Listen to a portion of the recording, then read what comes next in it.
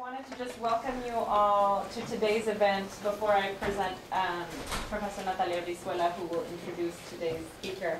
But I just wanted to mention how happy we are to have joined with the Department of Spanish and Portuguese to have Gabriela with us here for the entire month. So there is a course that is taking place here at our center that, again, we are very happy to be co-sponsoring. So with that, I want to welcome Natalia to introduce our speaker today. Thank you. Como la charla va a ser en español, paso al español y ya un poco me siento, como ya la presenté a Gabriela acá el lunes cuando empezó el taller, y muchos de ustedes también la han conocido en la clase de Francine ayer. Voy a ser un poco breve, pero voy a agradecerle no solo al Centro de Estudios Latinoamericanos y al Departamento de Español por la ayuda para financiar y hacer posible la visita de Gabriela y de lo que va a ser un ciclo de escritores visitando Berkeley los próximos 5 años, sino también a la oficina del decano de Artes y Humanidades y al Margaret Sidney and her chair in Humanities, que también está ayudando, aportando. Entonces, Gabriela Cabezón Cámara es una de las escritoras más leídas, más comentadas y más emocionantes realmente que están publicando en América Latina hoy.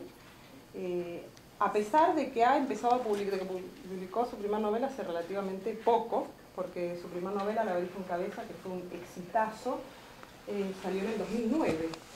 Y desde entonces ha sacado 3 libros y hoy nos va a leer también de una novela inédita que sale en marzo, sí, de la cual yo no sé el título.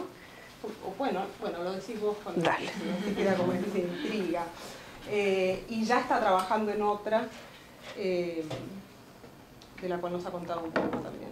Entonces, bueno, está haciendo el taller acá los lunes y hoy nos va a hablar una charla que continúa con el tema de la violencia que organiza más o menos, dice que está saliendo de la violencia, que ahora esta novela que acaba de terminar es simplemente una historia de amor. Que viniendo de Gabriela Cabezón Cámara, no sé qué significa eso, ya vamos a ver, porque es simplemente una historia de amor, no sé qué será.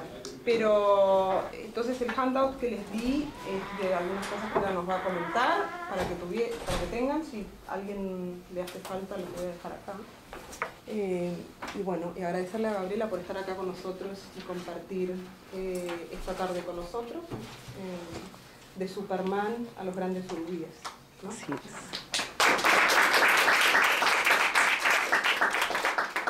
Bueno, yo les agradezco a todos por estar acá y a Berkeley y a Natalia por haberme invitado. Y voy a leer porque yo no sé hablar en público, así que tuve que escribir algo. Había uno que estaba vivo, mojado, con el pelo negro cayéndole con dinámica de fluido sobre el cuerpito, como distintos chorros de agua podrían caer sobre huesos. Pero estaba vivo, le brillaban los ojitos negros al cachorro y yo lo miraba y lo levantaba del charco con las 2 manos hechas un cuenco y su mirada era un grito. Si hubiera hablado, solo podría transcribir su palabra con mayúsculas gigantes y como si tuviera poderes sobrenaturales, como si enfatizara su pedido con evidencia, aparecieron los esqueletitos de huesos negros de sus hermanos, un poco flotando entre la alcantarilla y el aire, yertos para siempre en una tristeza anfibia y oscura. El que tenía en las manos podía vivir si me lo llevaba a casa. Si lo secaba, le daba de comer y lo abrigaba. No terminé de tomar la decisión. Me desperté y estaba en Berkeley. Era la mañana siguiente a nuestra llegada a este lugar lleno de silencio y de árboles y de olores a lavanda, pino, enebro y a otra cantidad de maravillas que mi olfato de mujer de Megápolis no identifica todavía. Uso el verbo llegar para hablar de mi estadía acá y lo uso con toda su potencia semántica, la que indica que me trasladé desde otro lugar, la que señala alguna dificultad para lograrlo, es tan lejos. Pasaban las horas y el avión seguía y seguía volando a la misma altura y empecé a sentir la ansiedad de una nena por el fin del viaje. Los nenes que estaban en el avión, de hecho, lloraban a los gritos. Yo logré contenerme. Claro que yo tomé un par de cervezas y los niños no. Volviendo al verbo, el llegar, a ese despertarme en esta ciudad apacible y llena de luz y de árboles, creo que tiene que ver con eso mi primer sueño californiano, con el cachorro vivo y los cachorros muertos. Un poco como las vacas flacas y las vacas gordas del sueño de Faraón en la Biblia, solo que las vacas nos dan menos pena porque no viven en nuestras casas. Y además, no quiero abundar en los rasgos diferenciales de mi país, porque no voy a empezar esta estadía discutiendo con Borges y su escritor argentino y la tradición.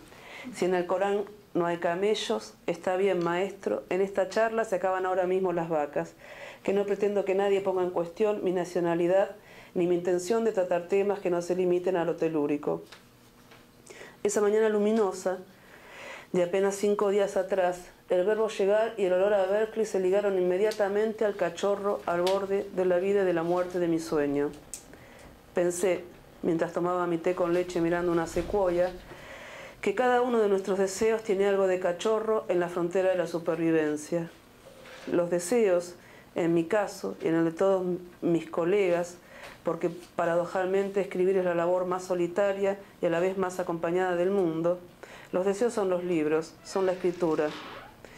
En mi caso, llegué acá gracias a 2 de esas criaturas a las que les pude dar calor y tiempo, la Virgen Cabeza y Le viste la cara a Dios. Cada vez que cualquiera de todos nosotros se detiene a contemplar esa primera imagen, esa idea que nace, cada vez que cada uno de nosotros decide darle albergue a ese simiente de libro, o seguramente si uno no es escritor, si es por ejemplo ingeniero, a esa simiente de puente, cada vez que le sustraemos tiempo a nuestras obligaciones, en general en mi país los escritores, y esto nos diferencia mucho de los ingenieros, no vivimos de la literatura, porque nuestro mercado es tan pequeño que incluso debería tener un nombre más modesto. No sé, feria podría ser, o almacén. Entonces, cada vez que decidimos robarles horas a la noche o a la mañana, cada vez que decidimos sustraernos del reino de la necesidad y hacernos un espacio en el de la libertad, y le damos tiempo y calor a esa simiente, estamos salvando un cachorro, a esa parte de nosotros mismos que necesita, que debe ser desarrollada para hacer de nosotros personas íntegras, seres humanos felices y no los resentidos que seríamos si no tuviéramos el coraje de levantar al perrito frágil, que es cada libro cuando acaba de nacer como proyecto. Seríamos seres horribles. Yo escribo por eso, porque sería un infierno mi vida si no lo hiciera. Sería tan completamente esclava y viviría llorando, hasta transformarme en algo tan anfibio y tan triste como tristes eran los esqueletitos negros de mi sueño.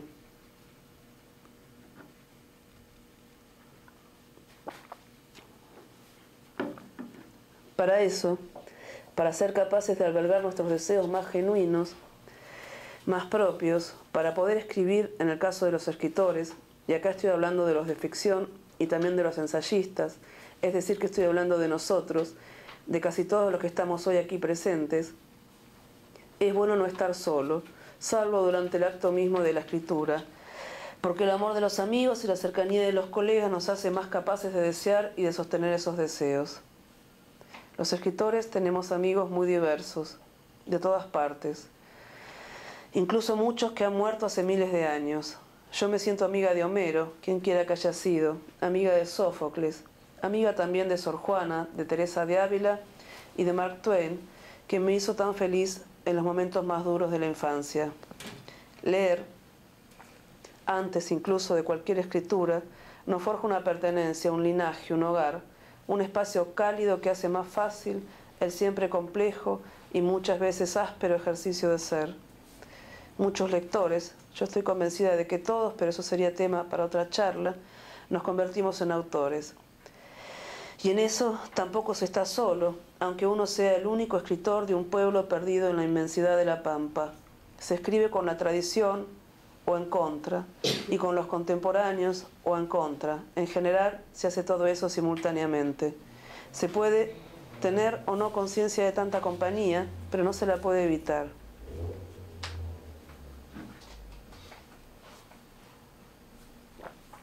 En mi caso, escribo con mis contemporáneos. En mi experiencia, el abanico de intereses y deseos con los años se va afilando. va perdiendo en diversidad y ganando en densidad, como si se pasara de ser un abanico a ser un lápiz o un cuchillito, lo que quieran, pero no se afila. Quiero decir que uno termina siendo una persona con uno o dos intereses a lo sumo. En mi caso, tienen que ver con la literatura casi exclusivamente. Y entonces no es raro que varios de mis contemporáneos sean además mis amigos. Por otra parte, el circuito literario porteño es muy diverso y muy rico y goza de una vitalidad espléndida, pero no dejamos de ser pocos y de conocernos mucho. Voy a hablarles brevemente de algunos de mis colegas. Varios de ellos están en estos fragmentos. No voy a hablar de todos porque vamos a estar 10 horas y hay muchos escritores muy buenos. Esto es apenas una muestra ínfima de la cantidad de excelentes escritores que hay en Argentina en este momento. El conurbano bonaerense emerge fuerte en las obras de Leonardo Yola, que apuesta a una representación de la oralidad marginal y a un paradigma del aguante. El aguante es la lealtad en el Río de la Plata y también de la aventura. Leandro Ávalos Blacha, que puede relacionar la corrupción de nuestros eternos intendentes peronistas con el hambre desaforada de una zombie punk y alemana, es otro emergente del conurbano. Los mismos zombies, pero estos bien criollos, llegan al obelisco con Esteban Castromán y dan vuelta a todo, pero no mordiendo, contagian teniendo sexo en orgías gigantescas. En el mismo centro de Buenos Aires, los personajes de Alejandra Sina son pequeñas proezas íntimas de matices psicológicos. Julián López, en un barrio cercano, reconstruye la historia trágica de la dictadura, contando la relación de un nene con su mamá, como si fuera posible construir una catedral llena de luz, hecha de pequeñas epifanías cotidianas y también de abismos. Justamente en una villa miseria, algo que por la pobreza se podría relacionar con el abismo, Dalia Rossetti encuentra un paraíso de sexo lésbico. El campo vuelve en operaciones de reescritura. Pedro Mairal hace en sonetos una mezcla de Moby Dick con Martín Fierro y Oscar Fariña traduce al último, o sea, a Martín Fierro, a la lengua y a la cultura del tercer cordón del conurbano. La novela rural gana terreno con autores como Hernán Roncino y Selva Almada. Con su universo de provincia litoraleña forjado alrededor de la cuenca del Paraná y de las subjetividades de varones nacidos entre los extremos del barro y del desierto, que se emparenta con esta gran literatura que se ha forjado acá en este país alrededor del Mississippi. Por último, no les voy a hablar de mí, pero les voy a leer un fragmento del romance de La Negra Rubia, la novela que me publicará la editorial Eterna Cadencia en marzo del año que viene. Les cuento antes que gracias a esta universidad y a la invitación de la profesora Natalia Brizuela y a todos los departamentos de esta institución que financiaron, entre otras cosas, ese larguísimo vuelo de Buenos Aires a San Francisco, estoy comenzando a escribir una nueva novela. Para organizar el curso que habíamos charlado con Natalia, sistematicé, quiero decir que releí en algún orden, la literatura gauchesca, que de algún modo venía reescribiendo ya en los 3 libros de los que les hablé. Descubrí en esta relectura que no hay mujer que hable y tenga nombre en toda esa tradición. Creo, no sé, Tulio, si me equivoco. Yo no sé. Pero es notable, sí. Tulio no sabe y yo no encontré, debe ser que no hay. Y comencé a escribir la historia de la China de Martín Fierro, de quien les puedo adelantar que después de muchas aventuras y de muchos amores, terminará llamándose Lady Josephine Iron, viviendo en Londres y siendo confidente de Karl Marx. Lo de Josephine, en homenaje a esa gran ensayista argentina que es la china Josefina Ludmer, la que más sabe de gauchesca entre nosotros. Y lo de Marx, porque resulta increíble pensar que haya sido contemporáneo o incluso vecino en Londres de un tirano a la antigua, más allá de que nos guste o no su gobierno, como don Juan Manuel de Rosas. En fin, que esta novela le deberá mucho a Natalia y a Berkeley, y presiento que se va a enriquecer mucho también gracias al diálogo que que iniciamos ayer con Francine Macielo y antes de ayer con un montón de estudiantes. Así que muchas gracias y les pido un poquito más de paciencia, les leo un poco de La Negra Rubia y terminamos.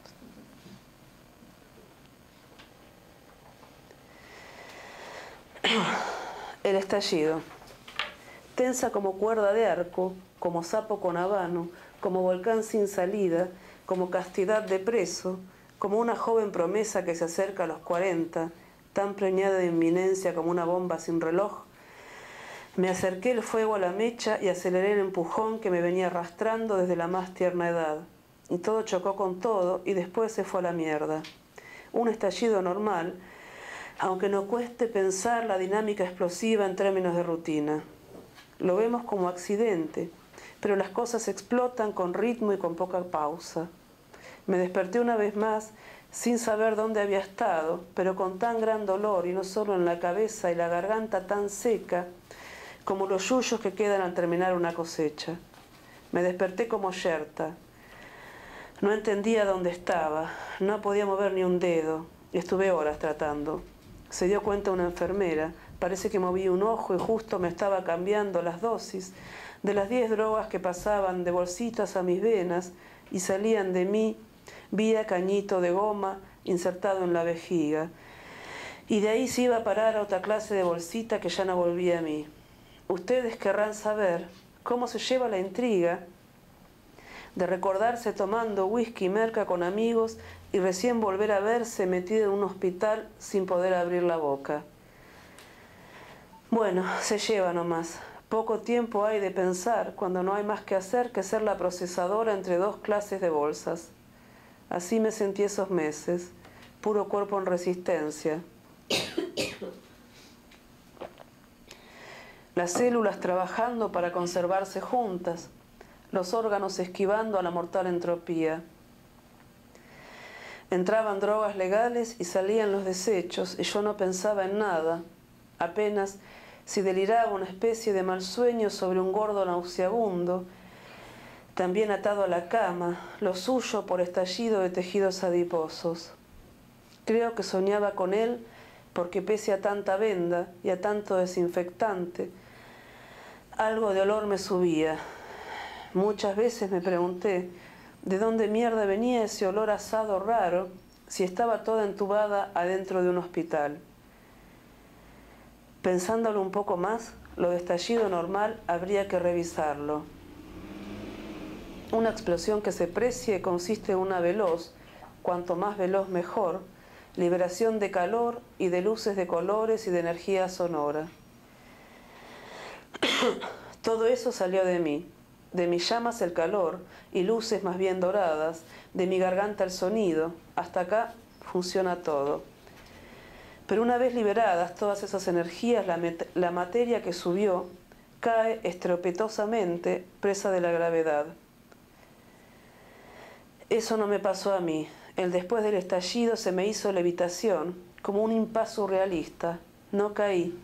Quedé flotando en la bruma hospitalaria y después volví a subir. Fue cuando encontré el poder, cuando vi que tenía un poco. Más que verlo, lo escuché. Yo le decía a lo mío, a ese quemarme a lo bonzo, el sacrificio fundante, o el día del estallido. Inventé un mito de origen que todos querían creer, el comienzo de un relato que nos daba cohesión. Y empecé a escuchar a otros nombrar las cosas así.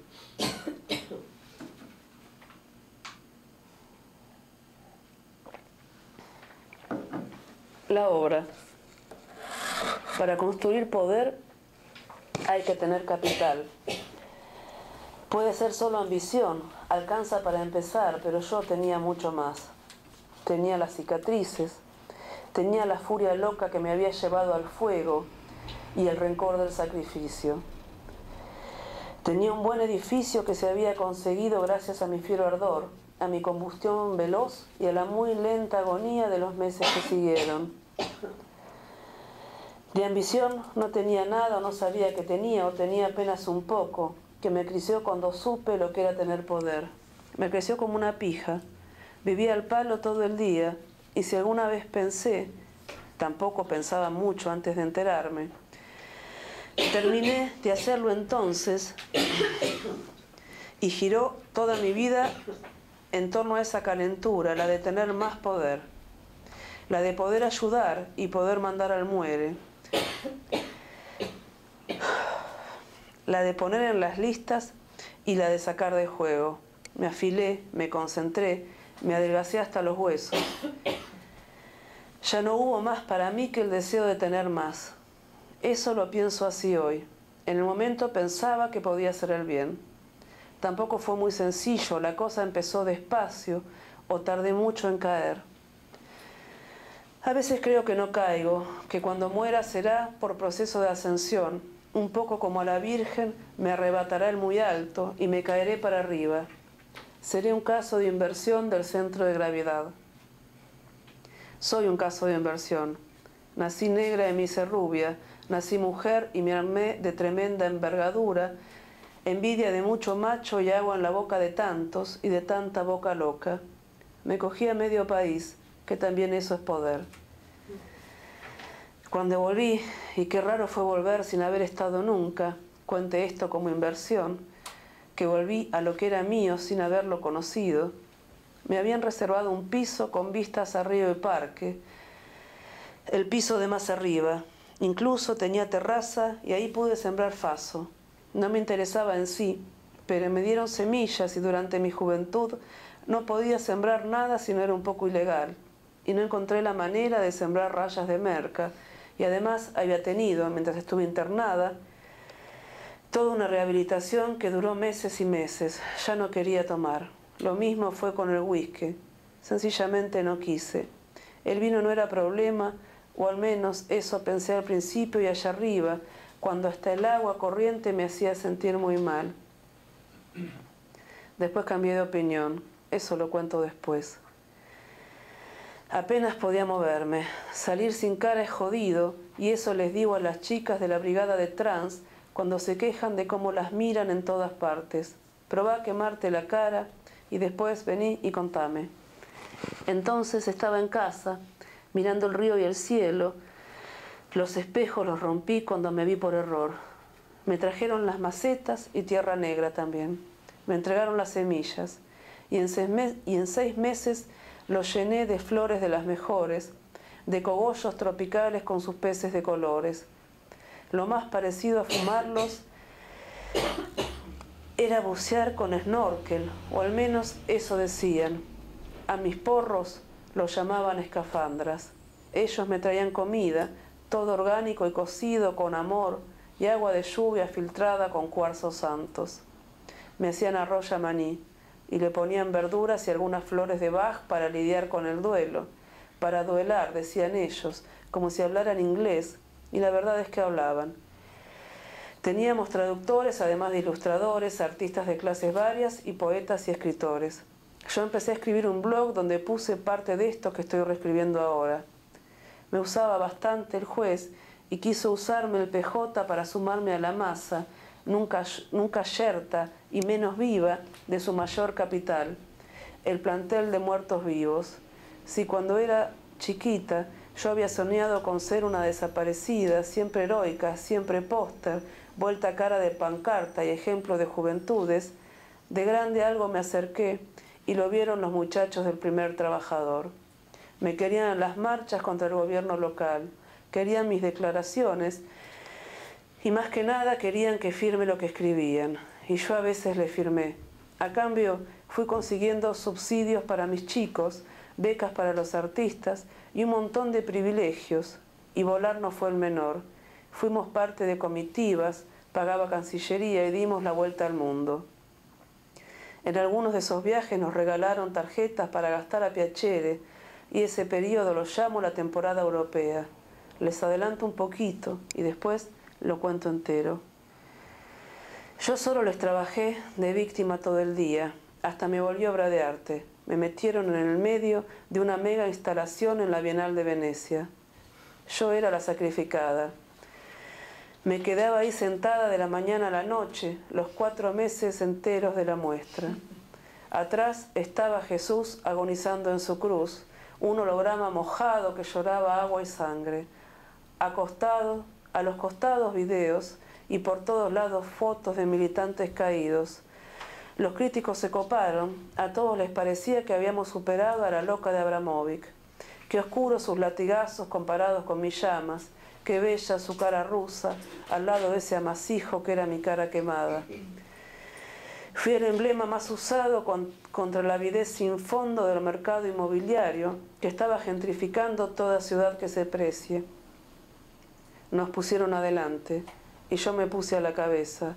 No les fui a una sola marcha, pero mandaba a los míos que además aprovechaban para pintar las paredes de la ciudad disputada. De la movida salimos con casa y fama mundial.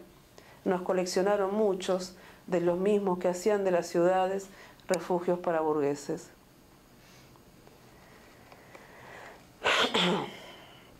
Postales con fisuras.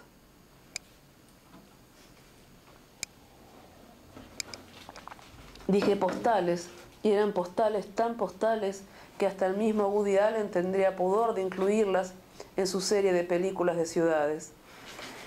Ni siquiera había conflicto neurótico en la pareja protagonista. Fuimos y vinimos del Arsenal a todas partes, en góndola, caminando, en bicicleta, en helicóptero, en bárcaro, en kayak, en barco, en kayaks y en vaporeto. Todo fluía. Navegábamos en un torrente caliente primordial. Nadábamos como fetos de hermanos cogedores en el útero del paraíso. Bronceadas, firmes, poderosas, las mejores manzanas se nos arrojaban a las manos en kits que incluían éxtasis, pastas y pez espada fumicato. Entre vuelta y tijeretas de tortilla de platino, yo iba al Arsenale y ocupaba mi lugar de obra de arte en el pabellón argentino. Ahí fue donde charlamos la conclusión de la obra. Fue magia, fue armonía, fue una epifanía de afinidad planear este final. Estábamos tan de acuerdo como en la cama, y fue también donde se abrió la grieta que habría de unirnos para siempre, y que para siempre nos unió no más. Acá estamos ella y yo frente al espejo de su boudoir, el que dejó para mí, como dejó este piso de 1000 metros, que ahora compartimos con Tazio y Hans, donde yo escribo y tomo vino y trato de no fumar, y ellos no sé muy bien qué hacen con su vida. Esto es grande y nos vemos poco.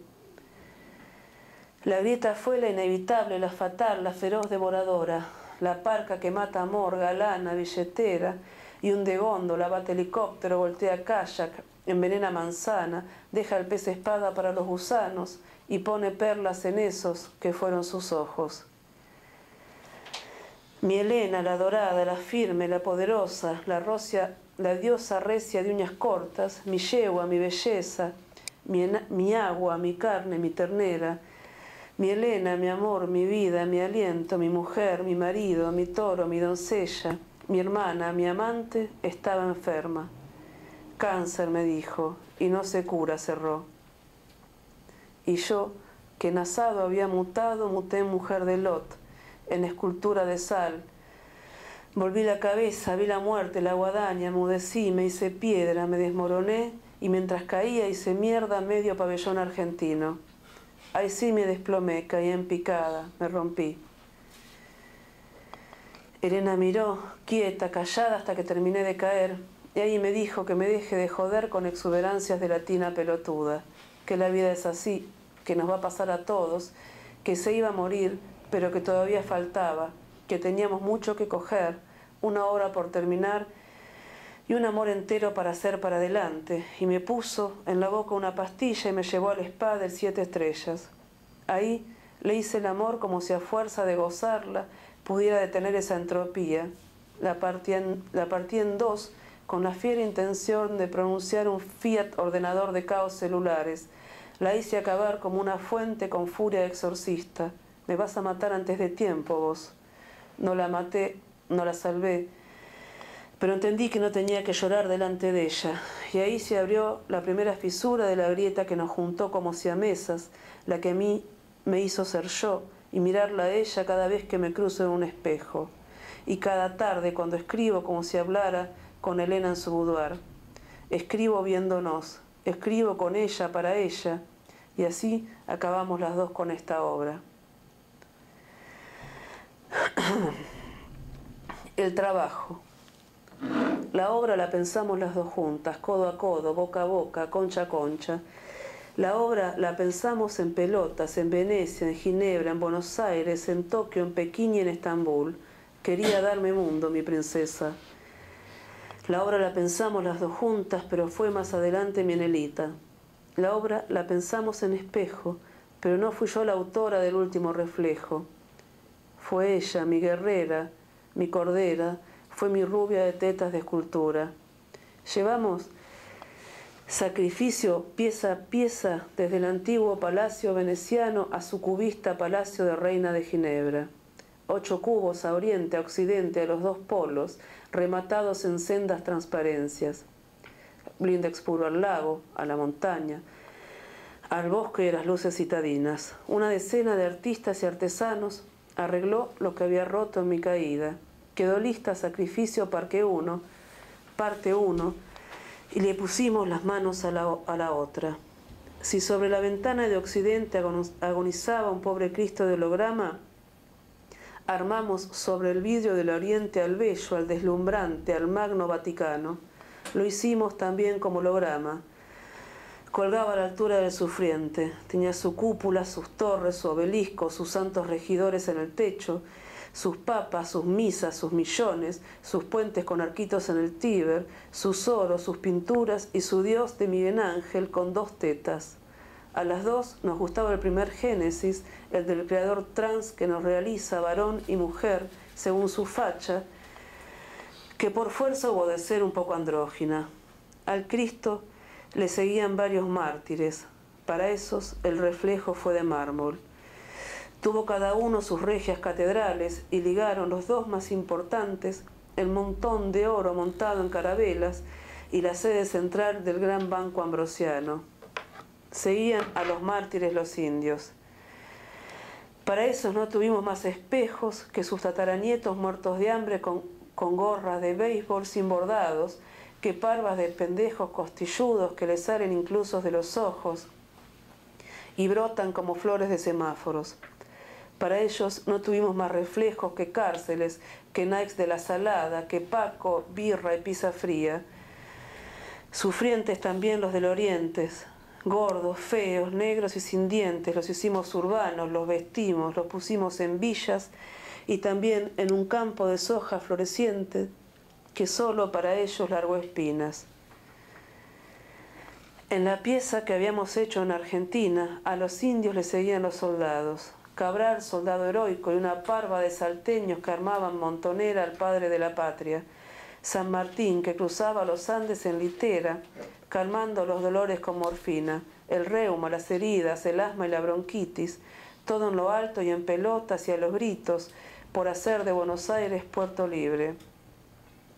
A ellos les pusimos como espejo la historia del ejército argentino. A Roca y sus grandes latifundios, al general José Félix Uriburu sacando con la espada aquel peludo con quien antes amigos habían fusilado a los anarquistas. No habíamos olvidado al general. Difícil superar la discusión de si el viejo era mártir o asesino. Mártir no, ahora asesino, era un quilombo. Pasamos derechito a sus golpistas, a Rojas, a Lonardi y a Aramburu. Desde ahí seguir era muy fácil. La recta de la historia se alargaba hasta Videla. Lo armamos con alambre, bigotitos, le pusimos guadaña, falcon, submarinos, violaciones y picanas. Lo dotamos de instrumentos de tortura y de un río lleno de muertos en el barro. Seguía nuestra obra veneciana, la que habíamos pergeniado en la Comuna, y en Ginebra ocupaba el lado de Occidente con las fotos de los desaparecidos. Eran muchas. Eran chicos blanco y negro, era el ícono de Walsh con los anteojos, el pañuelo de las madres, la silueta, los pibes robados como cosas, la negrura de los campos de tortura. A ellos le pusimos de reflejos a mucho político en mandato, los que hicieron del filo de su ausencia marionetas, los que se colgaron sus fotos de buscados en el pecho, cual medallas del campo de batalla, los que hicieron de los pobres torturados, de los fuertes militantes y los violentos sacados un siniestro capital de propaganda. Y llegamos al centro de la pieza. Estaba yo ahí sentada, respirando como yogi. Elenita puso enfrente un sillón del 18 bordado punto a punto, un faisán pixelado en marco de oro. Se sentó, la cola verde desplegaba, aureola llena de ojos su cabeza, amarilla casi blanca, y me miró de frente, celeste, medio helada. Esta que ves será tu herencia, me dijo. Te voy a dar mi cara, me trasplanto a la tuya, vivo en vos y vos vivís conmigo para siempre, estamos juntas, tus ojos de grafito y mi piel con palidez de cielos grises. Abrazará mi carne a tu osamenta y serán tus venas los ríos de mi carne. Tuyo el aire que atraviese mis narinas, tu lengua la que moje esta mi boca. Decí que sí, igual me han de enterrar, con o sin cara. Te doy ahora mismo en adelanto el anillo que selló en esta familia todo trato, incluso el de la casa en nuestro coto. El permiso de perdices y lebreles se firmaba con esta joya de oro. Decí que sí, negra querida, serás mi negra rubia constructora. Te dejo unas acciones de mi empresa y vos me das a mí una sobrevida regada por tu sangre, amada mía. Seré tu Vaticano, tus milicos, tus penthouses en medio de Buenos Aires, mi bonza consumada en desalojo. Gracias.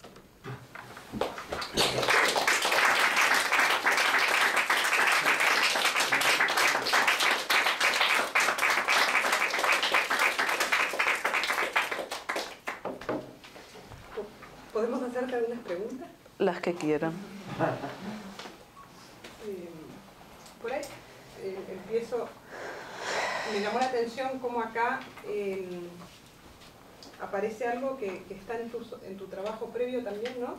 Que es estas transformaciones o pasajes de un cuerpo a otro, de una subjetividad a otra, que no es ni siquiera desdoblamiento, es una especie de multiplicación, proliferación. Pienso en la clase de Francine a la que me estoy yendo, ¿no? Pero sobre la que sé un poco ese cuerpo siempre excesivo, ¿no? Donde no hay ningún cuerpo, parece ser en tus personajes principales por lo menos, que son un cuerpo con un género único, con una identidad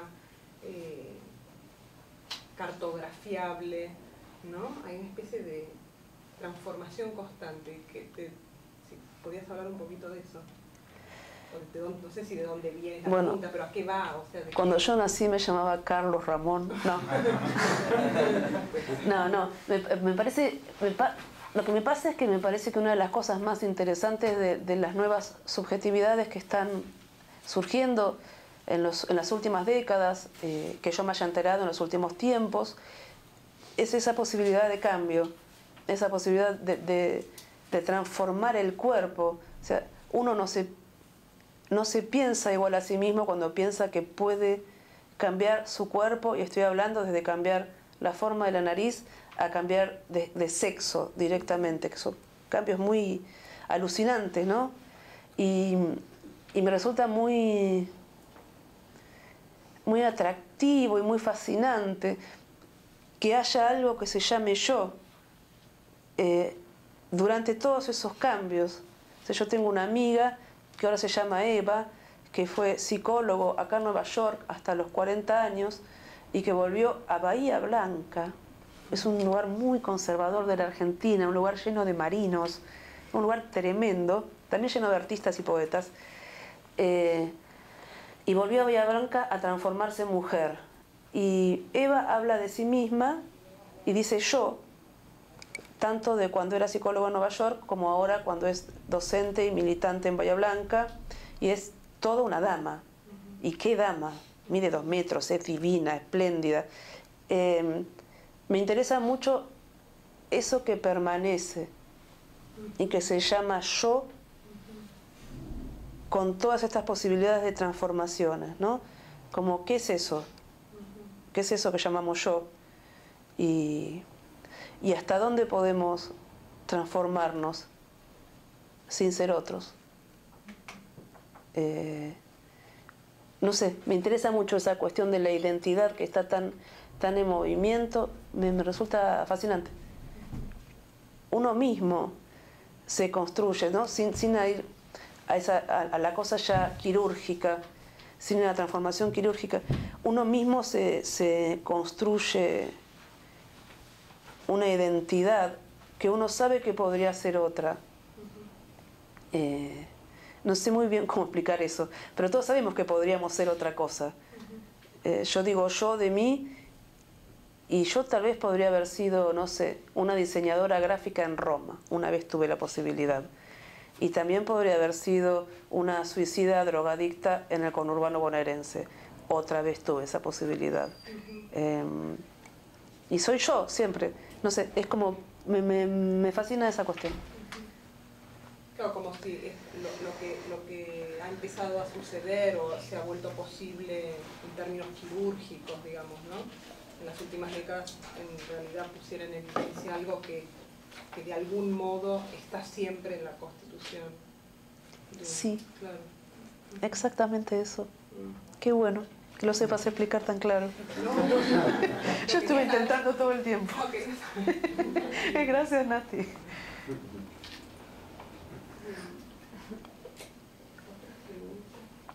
Yo tengo como una curiosidad y es sobre el papel de...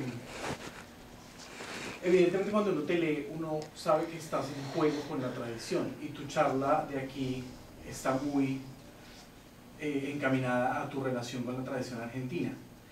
Y pues yo no conozco toda la tradición argentina, pero me parece que la tradición argentina no está muy dada al imaginario católico. Y en tu obra, sin embargo, veo que sí hay un trabajo de las imágenes católicas muy presente. Es como un trabajo muy subversivo, ¿no? La Virgen y la Iglesia.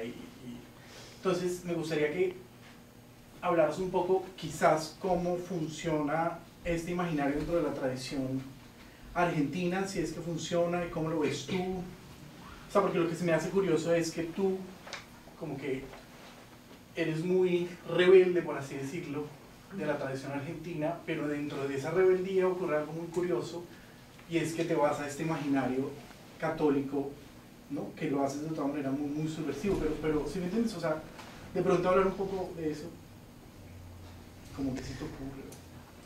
Como dice Martín Fierro, vengan los santos del cielo, vengan todos en mi ayuda. A ver, sí, la tradición argentina, lo que yo entiendo por tradición, no es una tradición católica, no es una literatura católica. De hecho, si se considera un texto fundacional al Matadero, la primera mitad del Matadero, que es una pesadilla de leer, pero si uno se toma el trabajo, es toda una burla y una ironía respecto del catolicismo, de esa cuaresma que no permite comer vacas, del salvajismo, de la barbarie de la Iglesia. Y sigo pensando en el resto de la gauchesca, o Sarmiento, jamás se le ocurre a Sarmiento hablar bien de la Iglesia, hasta donde yo recuerdo. Yo lo miro a Tulio porque yo sé que él sabe mucho más que yo. No, lo que pasa es que yo creo que si hablan mal de la Iglesia es por algo. Es decir, que de alguna manera es evidente que todos los términos de referencia son católicos. Se dirá lo que se quiera sobre ellos, pero son católicos. Y en cuanto a Sarmiento, no voy a entrar en ese terreno porque yo diría que Sarmiento nunca supo si era creyente o no, y lo más interesante es que nunca le interesó saberlo, ¿no?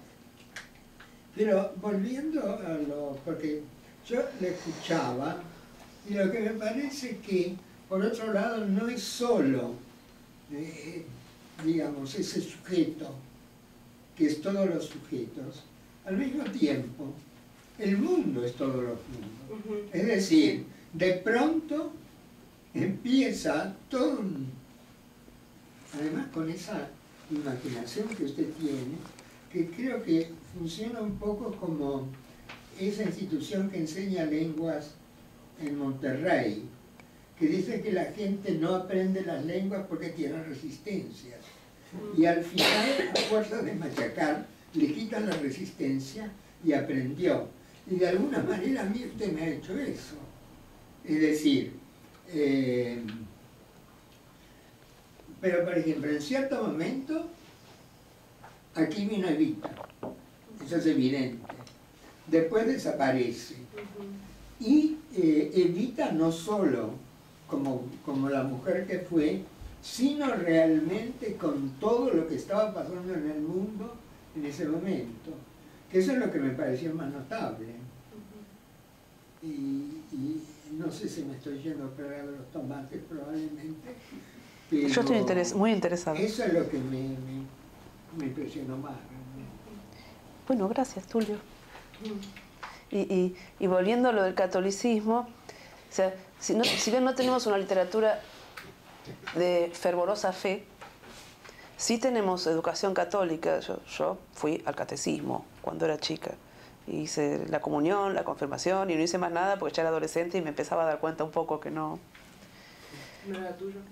No, que no era lo mismo, y además tenía una cuestión biográfica que me complicaba mucho la relación con el cristianismo. Yo padecí algo de violencia cuando era chica y no podía entender que alguien que era Dios y que podía evitar que lo golpearan y que lo torturaran lo permitiera. O sea, era algo que no pude ser católica por falta de imaginación o de inteligencia. No entendía la idea de sacrificio. No, o sea, para mí, si podías evitar que te peguen, tenías que evitarlo. Y ahí no había... Así que se me fue el catolicismo y lo que empezó a pasar, o yo empecé a ver, es que en la cultura popular hay un montón de imágenes de santos que no son los oficiales, digamos, los con sello de la Iglesia, que de todas maneras el criterio para declarar los santos es el mismo, o sea, un milagro y una muerte y un milagro después de la muerte. O sea, ni no tiene por qué ser gran cosa. ¿Vieron Juan Pablo II, que era santo porque una monja escribió su nombre en un papelito y se curó de una enfermedad? O sea, que no es gran cosa, para decir. Y hay toda una imaginería religiosa muy fuerte en todo lo que es popular. Está el Gauchito Gil, ahora Gilda, que ese es un fenómeno interesantísimo. Una cantante de cumbia, una persona del mundo del pop, digamos, en un punto, es considerada santa. Y es considerada santa en serio. Y me interesa la religión toda por ese lado, por ese otro lado, ¿no? Cómo empiezan a aparecer estas figuras populares que son preciosas, que tienen otras características. O sea, el Gauchito Gil, que es un santo, que se supone que murió, muy pobre, murió colgado cabeza abajo, y siempre lo visten de rojo, de colorado. Aparentemente era un forajido. O sea, están canonizando a un forajido, a alguien que le robaba a los ricos. Que la Iglesia, ¿vos te la imaginás canonizando a alguien así? No. Si le roba a los pobres puede ser que lo hagan santo, pero si le roba a los ricos seguro que no. O Gilda, que es santa y tenía una persona muy sensual también, estaba llena de flores, con escotes, que lograba un milagro. Esa mujer, para mí hay uno que está probado, que es que hacía bailar a todo el país. Desde la Villa Miseria hasta los palacios, sonaba Gilda y bailábamos todos, ¿no es cierto? Es más, deberíamos poner una canción y ver qué pasa. Les digo en serio, es algo con un par de tragos, ¿no? Todo el mundo baila. Y me interesa desde ese lugar. Y por otro lado, me parece que hay como arquetipos de pensamiento, que nosotros cuando pensamos el bien y el mal, tenemos una matriz judeo-cristiana ahí con la que no hay nada que hacer. Uno la puede pensar y revisar, pero lo primero que surge es esa matriz. Y también me interesan esos fenómenos, como que los judeo-cristianos sea tan machismo, cuando en el primer Génesis hay un Dios que crea varón y mujer a su imagen y semejanza. O sea, lo dice así de claro. O sea, ese Dios es trans y los dos están... O sea, ese Dios es trans y los dos tenemos la misma... los dos sexos, digamos. Y el género trans tiene más dignidad que nosotros porque es las dos cosas como Dios, qué sé yo. Claro, que hay algo que me parece súper interesante porque muchas de las imágenes sacadas del imaginario católico son imágenes de subversión de géneros y de sexualidad. que no funciona así en el imaginario católico. Es decir, pero porque no miran. Que funcionan así en tus novelas, pero que ahí está lo subversivo, ¿no? Que la Virgen es el ideal del femenino, pero en tus novelas no es esos sujetos, ¿no? Que siempre están en movimiento. Pasa que es cuestión, si uno mira con un poquito de distancia, por ejemplo, a los cristos de las iglesias mexicanas, con esos taparrabos de raso, llenos de flores, y las pelucas que le ponen, parece una drag queen, pero no es una idea mía, que parece drag queen. Y así hay un montón. Si vos lo mirás fijo, son como muy... mucha drag queen. Y hay una santa que es drag king, Juana de Arco, qué sé yo. Lo hacen ellos, no son ideas mías. Y el Papa, ¿vos viste algo más adornado? Este Papa no, es más austero, pero en general, los zapatitos rojos de Benedicto, ¿no? En un boliche gay sería la reina de la noche. Los anillos, las joyas, son muy locas los obispos. Y ni hablar los cardenales. Son así ellos, y como lo reprimen, nos tratan mal después.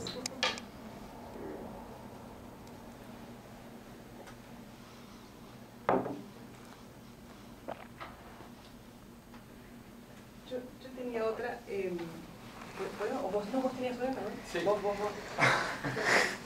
A mí me interesa muchísimo la forma en que fragmenta la escritura en lo que leímos en la clase Natalia y otros textos. Quisiera que nos hablaras un poco sobre tu proceso de escritura, que ya te hemos preguntado en otra ocasión cuando hicimos la entrevista por Skype. Pero a mí lo que me llama la atención sobre todo de este fragmento, y por ejemplo le viste la cara a Dios, y un poco en mi cabeza, es esos momentos casi como de flujo de conciencia, ¿no? Donde existe como una serie de repetición, cuando utilizas estos momentos repetitivos de palabras y de imágenes muy variadas, ¿no? Pero como con estructuras sintácticas muy similares, eso me llama mucho la atención. Y si nos puedes, no sé, casi como existe una introspección de esa subjetividad que se está creando, pero que está como disgregada, y que también la veo un poco a nivel narrativo, por así decirlo, ¿no? O sea, como mi toro, como mi esto, y no, ahorita que yo no me acuerdo lo que utilizaste, pero también Sí. en esta cara Dios hay momentos, ¿no? Donde son como fragmentados, pero donde existe como este ejercicio, ¿no? No sé, me da mucha curiosidad, pero hay momentos que yo disfruto muchísimo, ¿no? Porque sintácticamente están muy marcados, pero en términos semánticos muy disgregados, ¿no? Es que yo también lo disfruto un montón, me encanta.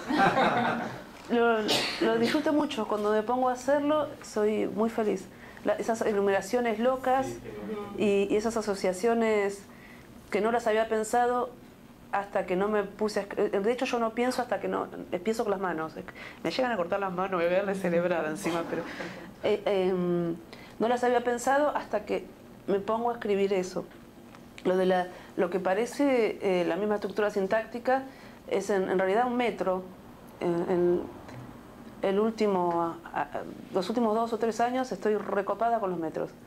Y este libro tiene una parte octosilábica y ya la parte que es la historia de amor es endecasilábica. Y es una base muy fuerte. Y la verdad que cuando uno se sube a esos metros tradicionales es como si se subiera una ola, es como hacer surf. Como hacer surf cuando sabes hacer surf, no como yo que tragué agua, que era una vergüenza.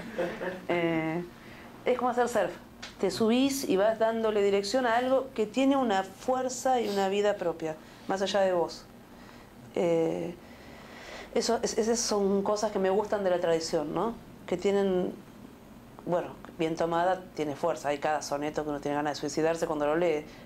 Pero hay muchos, como por ejemplo ahora hay una obra de las que les puse un fragmento acá, de Pedro Mayral, que reescribe en cierto modo el Martín Fierro, y lo reescribe en 60 sonetos. Si ustedes leen cualquiera de esos sonetos, van a ver que tiene una vida arrolladora. Y bueno, parece que la tradición a veces sirve mucho. Que está buena. Cuando hace su soneto distinto que los de Petrarca, que tienen alguna antigüedad. y un poco te dejan seco, ¿no? Y bueno, tu escritura barroca también, que ya hablábamos. Sí, Barrosa me encanta a mí, lo barroco, lo excesivo.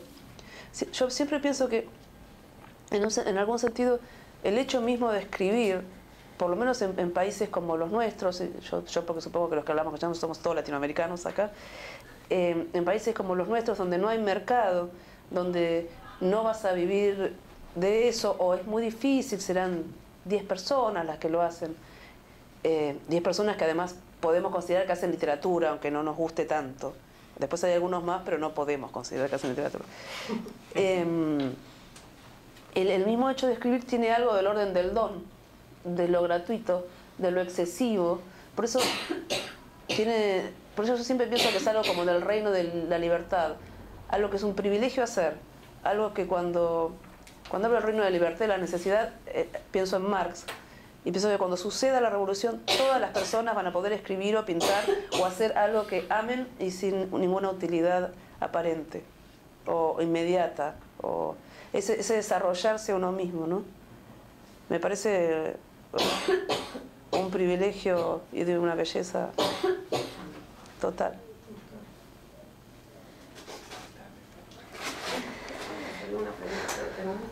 Sí, pobrecita, que vos necesitarías un vaso de agua, ¿no? Luego vas a decir.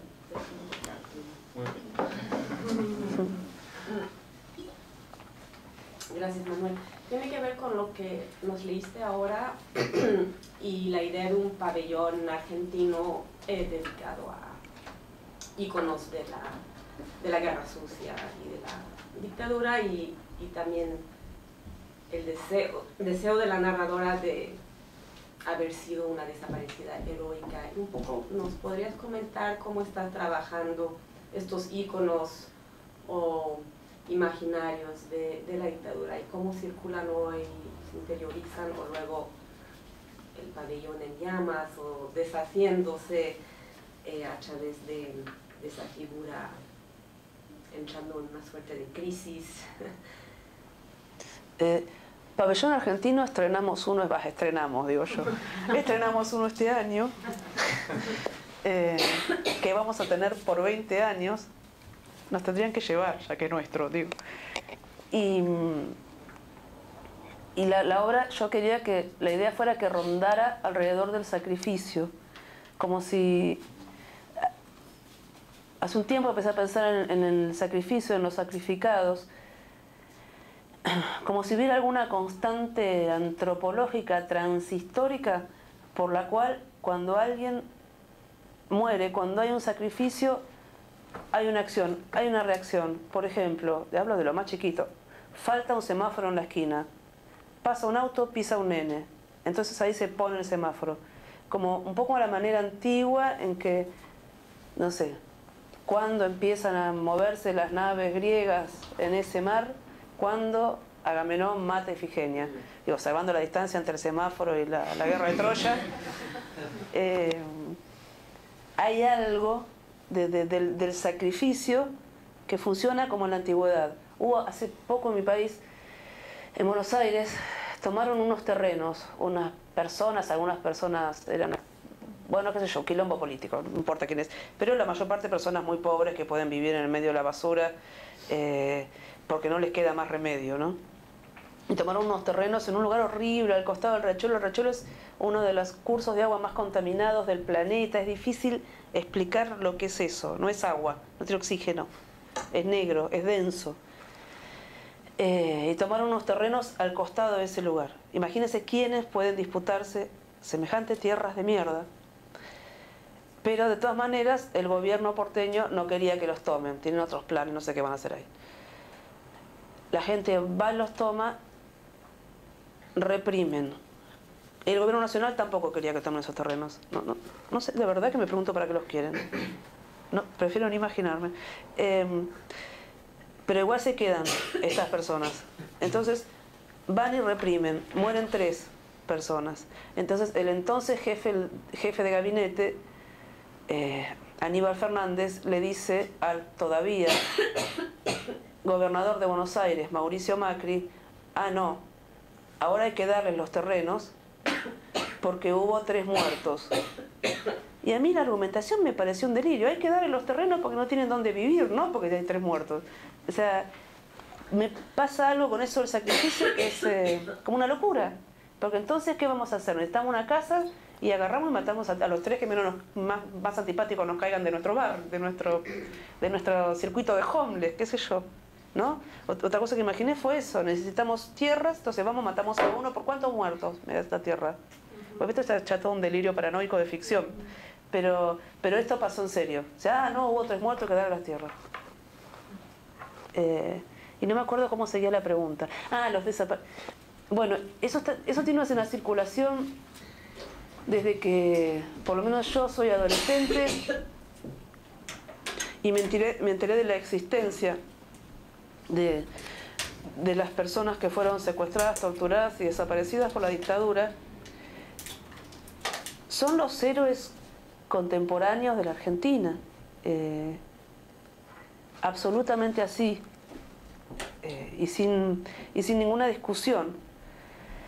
Entonces a mí no me resultaría extraño pensar que alguien que fuera niño hoy, o sea, que hubiera sido educado durante el gobierno kirchnerista, que le puso mucho énfasis a la política de derechos humanos, siempre y cuando hablemos de derechos humanos de gente muerta hace 30 años, porque los de contemporáneos ya se complica la cosa. A mí no me extrañaría que alguien soñara con ser un desaparecido, porque es como soñar ser un héroe, soñar ser un santo. Esto es muy discutible y lo pongo en un libro de ficción, y ¿sí? Lo dice el personaje, no yo. Pero sí que es la figura del héroe, y circula de esa manera. También circula como un capital político siniestro. El que se apropia de los muertos tiene un poder. No necesariamente los desaparecidos, de muertos más recientes, qué sé yo. Hay algo ahí que funciona como lo del sacrificio, que yo no sé por qué funciona así. No tengo la más mínima, ni siquiera una hipótesis. Nada.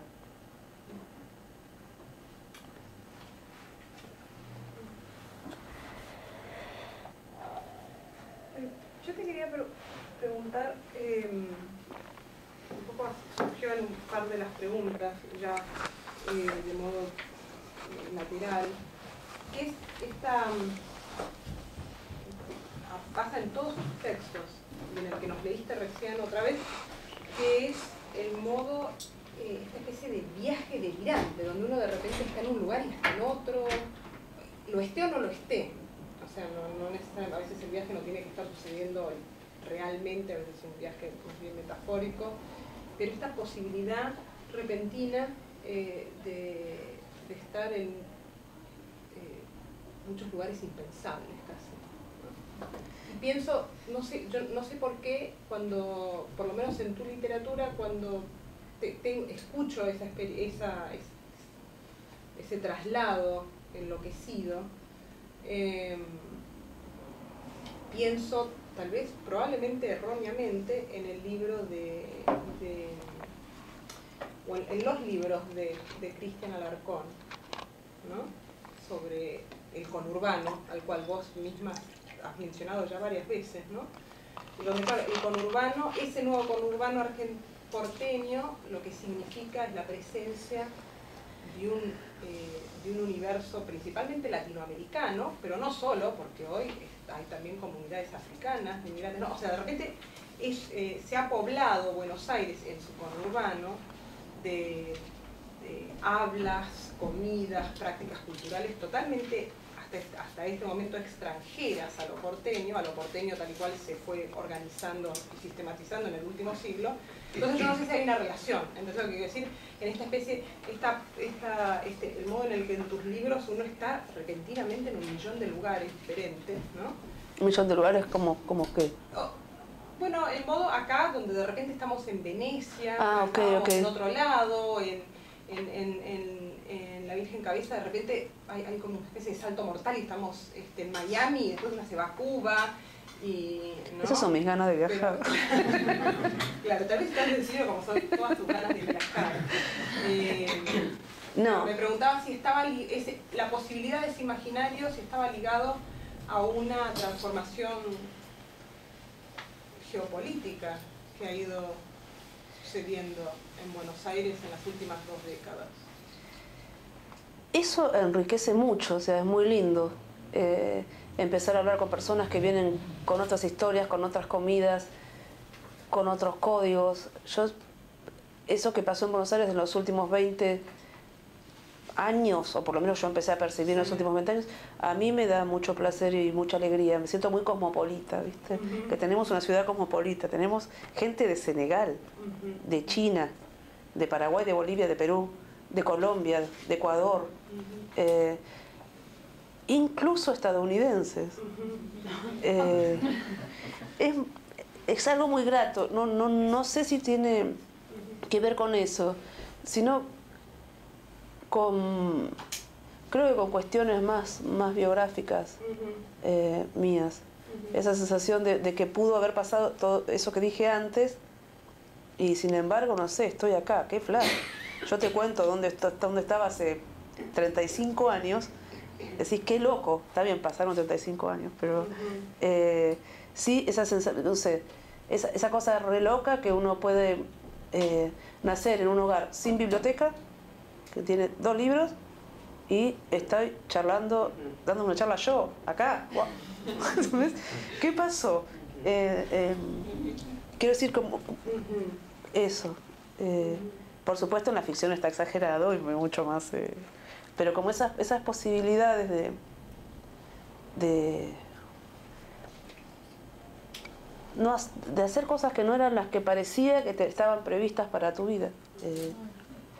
Y de terminar en lugares rarísimos que no se te hubiera ocurrido nunca que vos podías pisar.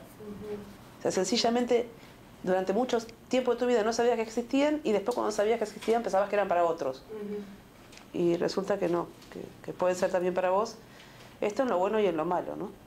En las cosas lindas, los lugares lindos, los lugares feos, pues ir a parar a cualquier lado.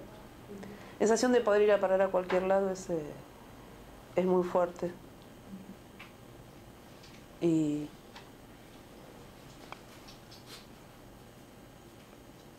entonces, qué sé yo, es una sensación que me gusta mucho para trabajar en la ficción. Y de hecho yo personalmente siempre estoy queriéndome ir a otro lado por ahí. Como pensando en un lugar mejor, como este lugar. Bueno, ese trabajo que estoy haciendo ya fue, ahora quiero otra cosa, como una cosa de querer escapar del lugar. Siempre me siento un poco encerrada. Esto está poniendo muy biográfico, ¿van? Por favor, cuéntenme un secreto de ustedes.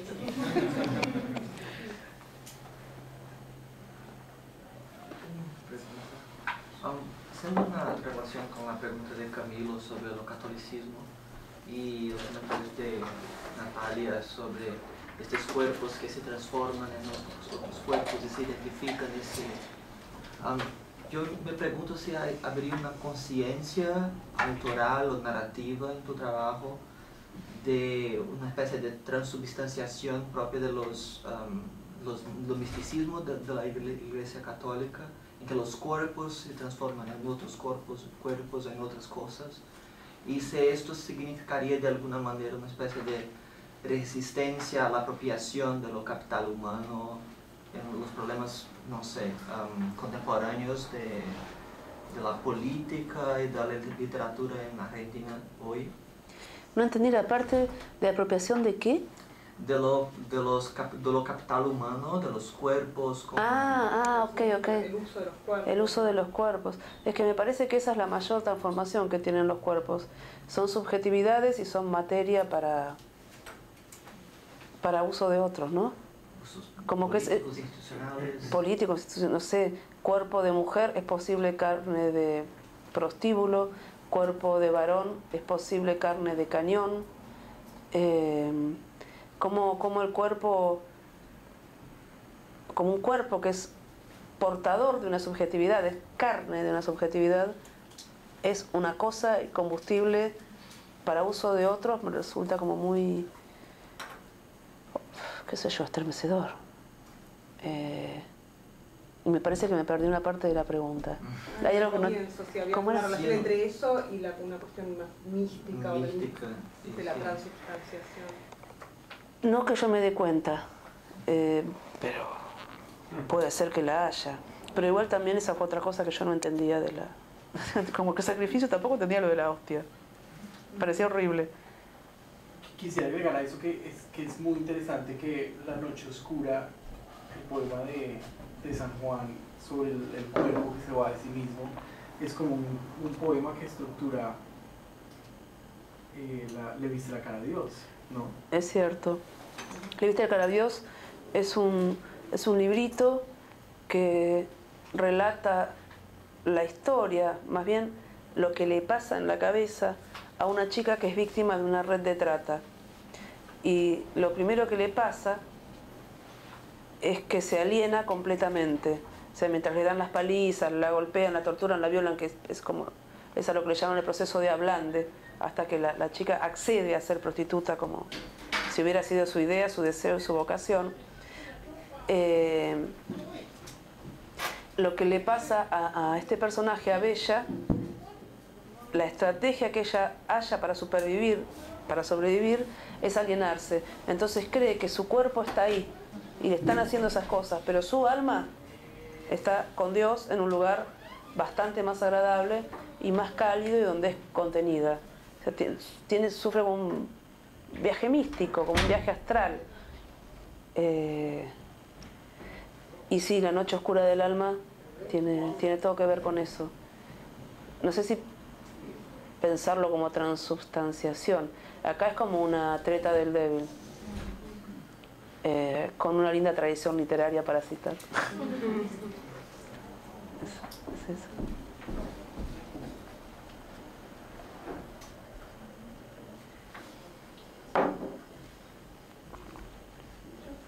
¿Puedo hacer una última pregunta o ya terminamos? Que parezca un plomo, ¿viste? Una última pregunta. No, pregunte, por favor. Si podías hablarnos un poquito, o sea, tanto en tu trabajo, pero también en tu círculo de amigos, en la literatura, la narrativa argentina contemporánea,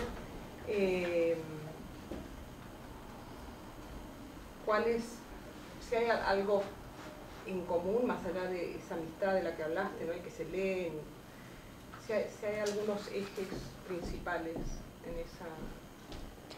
Lo que yo veo es algo que antes, por lo menos yo no notaba, que es emergencia de géneros.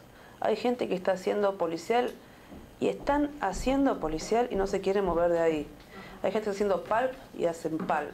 Hay gente que está haciendo toda esta movida de los zombies y los vampiros, que no sé cómo se llama, gótica, y hacen novela gótica.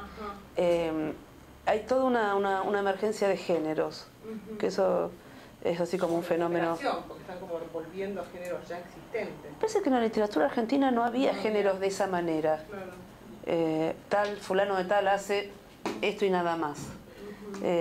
Ahora sí, sería fácil ubicarlos en las estanterías de una librería española, ponele. Que tienen todo, porque yo un día llegué, la primera vez que fui a España, estaba hablando con una amiga y digo, che, ¿pero qué es esto? Literatura esto, literatura... Lolita, ¿ustedes dónde lo pondrían? ¿En novela rosa? Sí, me dice, bueno. Como hay algo que sería más sencillo de ubicar en una estantería española. No sé si no hay una intención también de ubicar el propio libro en la estantería española. Claro, quería preguntar a qué responde eso. No lo sé. Es como una nueva... También hay una generación de chicos que están empezando a publicar que vieron eso. O sea, que vieron las películas de Romero, que vieron las películas de vampiros, qué sé yo. Probablemente sea algo que esté más relacionado con la cultura audiovisual que con la cultura literaria, por lo menos con la Argentina. Me parece que puede ser por el cine. Eso es un eje. Otra cosa interesante que está pasando es que hasta hace unos años la mayor parte de los que salíamos a escribir, de los que emergíamos, hablábamos del conurbano. Sí. Y de lo que es el conurbano es un delirio. O sea, Buenos Aires tiene una división artificial de sí misma, digamos, que se llama General Paz, que es una autopista de circunvalación, y tiene después sigue mucho. O sea, hay que andar mucho hasta llegar al campo. Si uno sale del Obelisco, que es el kilómetro cero, ¿cuánto hay que andar? 2 horas, 1 hora y media. O sea, hay que andar un rato. Y todo eso está habitado por millones de personas. Y los códigos culturales van cambiando a medida que y empobreciéndose o enriqueciéndose a medida de que la periferia es más periférica. Pero esto tampoco es que uno llega a este borde de la periferia y todo el código es distinto. Hay un montón de gente conviviendo con diversos códigos. Bueno, es como un quilombo. No me acuerdo por qué estoy diciendo esto.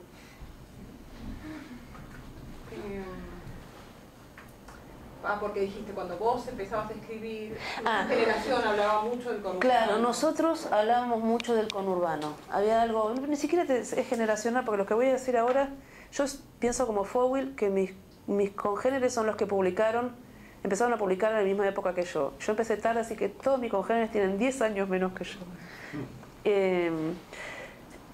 Y bueno, lo que era una novela muy urbana, ¿no? Que tiene en cuenta que se desarrollaba bastante en estos territorios y con esta mezcla y este caos de códigos y de quilombo y de lenguas que tiene que ver con lo que decías vos recién.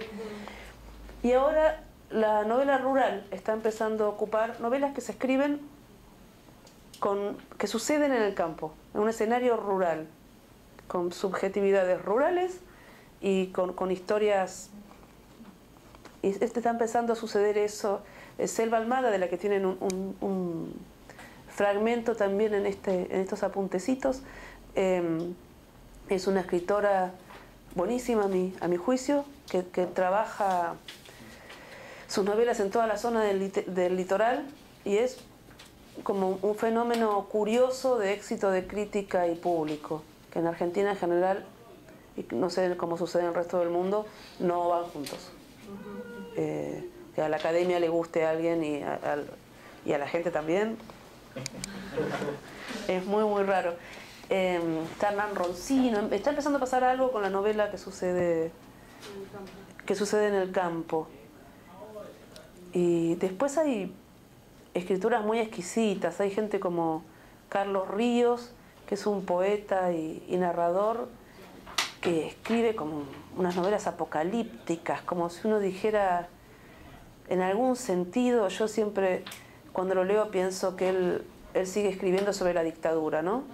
Pero en escenarios muy futuristas y de fin del mundo, que tiene una prosa completamente exquisita, de lectura muy compleja. Uno se detiene a leerlo como uno se detiene a leer un poema. Uno se dispone, voy a leerlo, Carlos, me siento. Y es como, hay también algo de eso, no sé, hay de todo. Están surgiendo muchas editoriales muy chiquititas, mucha gente publica y hay mucha gente muy talentosa. Hay toda una línea de gente que sigue a César Aira y escriben cosas delirantes. Muchos de ellos son además muy kirchneristas, de estos chicos. Entonces, por ejemplo, el otro día un chico se llama Christian Bremer, leyó un cuento en el que Cristina Kirchner escribía una historia de la que César Aira era un personaje. Y César Aira le discutía a ella. Bueno, ¿vos lo leíste? El de Bremer. Pero bueno, es muy divertido. Y César Aira discutía con ella, pero ella le decía, no podés discutir conmigo, vos sos mi personaje de mi relato. El relato es una figura retórica muy importante en el kirchnerismo. Entonces, hay como unas discusiones delirantes, hay toda una zona muy lúdica que también es muy interesante. No sé, hay mucho. Mucho muy bueno. ¿Puedo hacer una pregunta? Mencionas la cuestión del audiovisual, ¿no? Como una de las posibles causas de esta proliferación de género, ¿no? De la relación de estos escritores con la cultura popular, de alguna manera. Y pensaba en los nuevos medios, en las tecnologías, en tu propia lectura hablaste de la cuestión del blog, ¿no? Este personaje que es la protagonista, sí, está hablando de sílabos, retomando la tradición de la gauchesca, y que hace referencia a que va a publicar en el blog. Entonces me pregunto si has pensado la relación entre literatura y tecnología, es decir, estas nuevas tecnologías que organizan nuevas maneras de circular la escritura, nuevas maneras de distribuir la literatura, pero estoy pensando ahí a nivel de armar el relato, es decir, si has pensado, o en tu propia experiencia como escritora, ¿no? Cómo estas nuevas tecnologías han influido en la cuestión de organizar la trama, organizar el relato. Pienso, por ejemplo, siempre en Piglia, que pone el ejemplo del teléfono, ¿no? Como a partir de la invención del teléfono los diálogos se agilizan, se vuelven más elípticos. Si has pensado en esto, si lo has experimentado en tu escritura. Yo tanto como Piglia no pienso nunca. Pero, a ver, yo por ejemplo tengo mucha fe en la contigüidad. Yo creo que si pongo una cosa y tras otra y atrás otra, aunque sean muy fragmentarias, el lector contemporáneo lo puede leer. Y creo que eso tiene que ver con internet y con lo audiovisual. Vos pones 3 cosas seguidas, te armas un relato, aunque no tenga nada que ver. En ese sentido, sí. Después,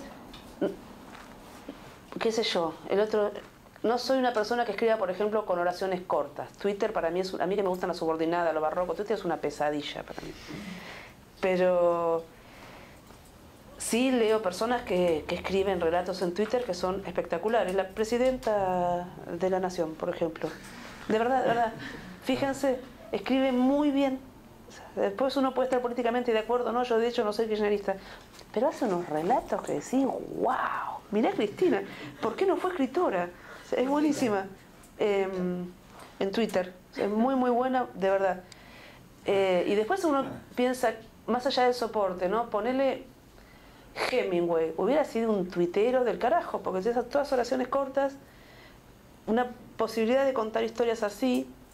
Pues hay gente que ya se dedica a esa temática, como los chicos del SEC, que son Juan Terranova, Nicolás Mavrakis, unos chicos, yo les digo chicos a todos tienen por lo menos 35, que ya escriben desde ese universo.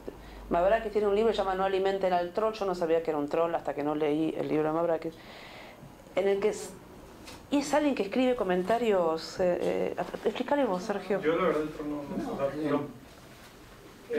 Pero por ejemplo, pero usted tuvo una vida muy protegida.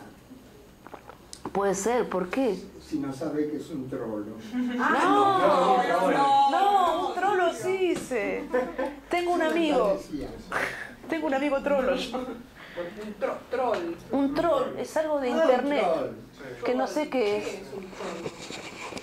Todos te miramos abajo porque no, la verdad no sé esa, pero sí. Pero es un troll.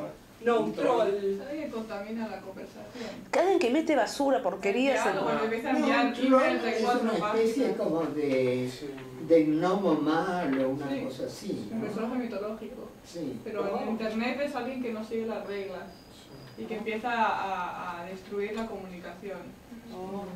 Hay varias tácticas, pero entonces la haces un troll. Entonces lo echan. En los comentarios, en la parte de comentarios. Sí. En los comentarios de los blogs o en las email chains, ¿no? Cuando tienes una lista y hay alguien que siempre viene con otra cosa que no tiene nada que ver y envía 4 mensajes al día. Entonces ya nadie lee la lista de email. Eso es un rol. Bueno, eso. Es un escritor sin tradición. Es un escritor sin tradición. Bueno, hay gente que está empezando a pensar eso y a escribir desde esos paradigmas culturales. Yo todavía no. No sé, un cuento puede ser narrado por el moderador de comentarios de un diario, que debe ser el trabajo más ingrato, porque la gente pone cosas horribles, invariablemente en todos los diarios del mundo, como que la maldad, no sé por qué, elige narrarse en los comentarios de las notas de los diarios. Y entonces, qué sé yo, un narrador puede ser esa persona y que te cuenta lo que le pasa con su vida, y qué sé yo, eso.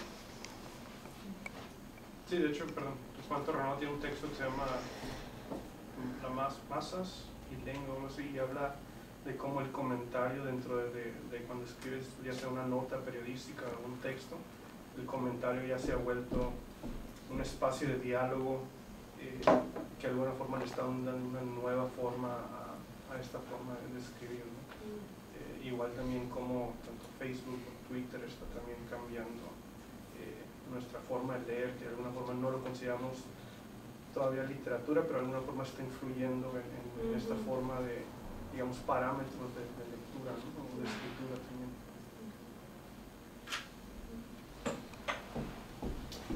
Bueno, Gabriela, muchísimas gracias. Gracias a todos ustedes.